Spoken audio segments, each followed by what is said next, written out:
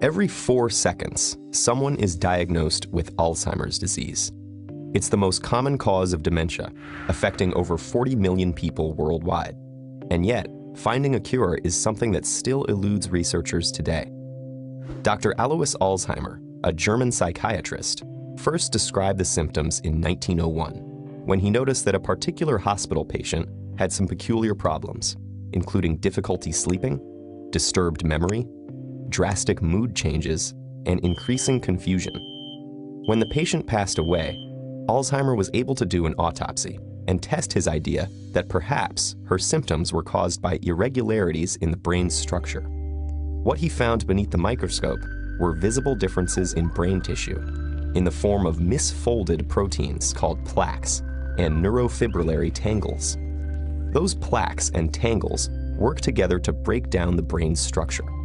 Plaques arise when another protein in the fatty membranes surrounding nerve cells gets sliced up by a particular enzyme, resulting in beta-amyloid proteins, which are sticky and have a tendency to clump together. That clumping is what forms the things we know as plaques. These clumps block signaling and therefore communication between cells, and also seem to trigger immune reactions that cause the destruction of disabled nerve cells. The destructive pairing of plaques and tangles starts in a region called the hippocampus, which is responsible for forming memories.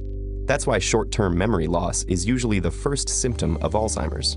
The proteins then progressively invade other parts of the brain, creating unique changes that signal various stages of the disease. At the front of the brain, the proteins destroy the ability to process logical thoughts.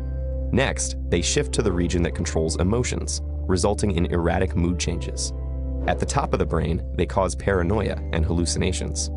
And once they reach the brain's rear, the plaques and tangles work together to erase the mind's deepest memories. Eventually, the control centers governing heart rate and breathing are overpowered as well, resulting in death. The immensely destructive nature of this disease has inspired many researchers to look for a cure, but currently, they're focused on slowing its progression.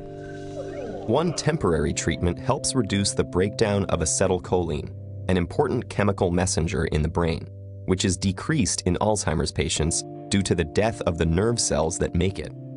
Another possible solution is a vaccine that trains the body's immune system to attack beta-amyloid plaques before they can form clumps.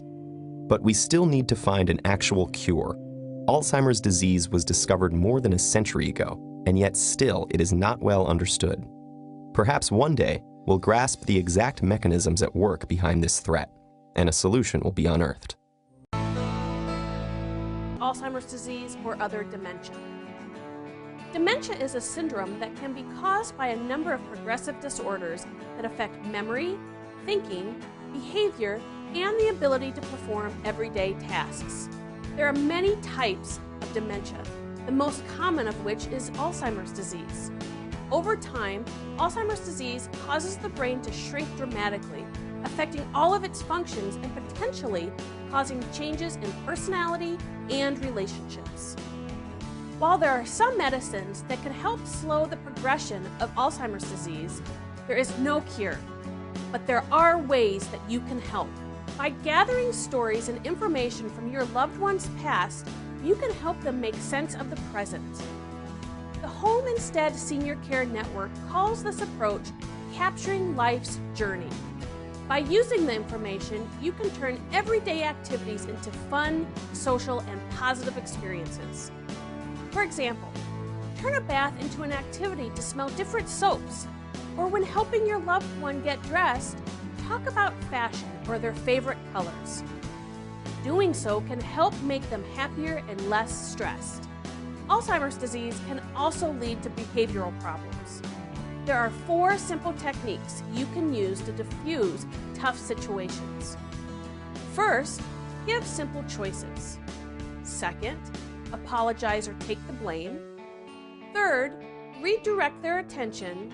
Or fourth, remove your loved one from the environment. The last thing to remember when providing care is to make sure to take care of yourself. Get plenty of rest, eat well, exercise, and be sure to take breaks to relax and enjoy your favorite activities. By maintaining your health, you can create a better caregiving experience for your loved one.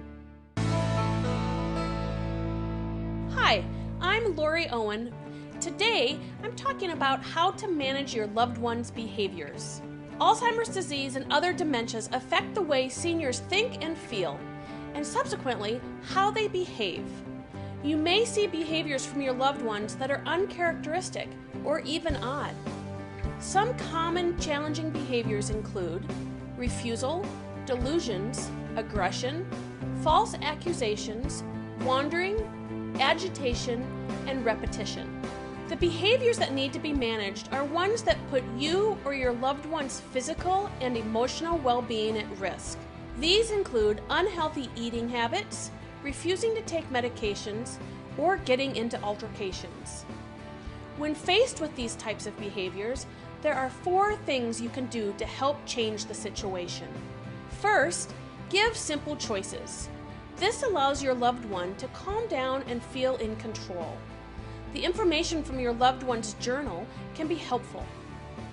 For example, if your loved one does not want to get out of bed in the morning, you can look up their favorite breakfast and cook that as a motivator.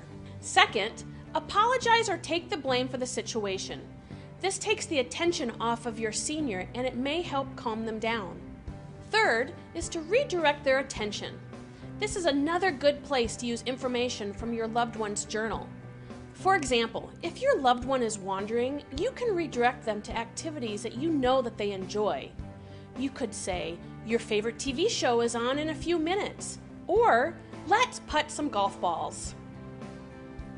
The fourth option is to physically remove items or your loved one from the environment that is bothering them. You may have to try 3 times, 3 different ways in order to change the situation. But in the end, you are helping to create a better quality of life.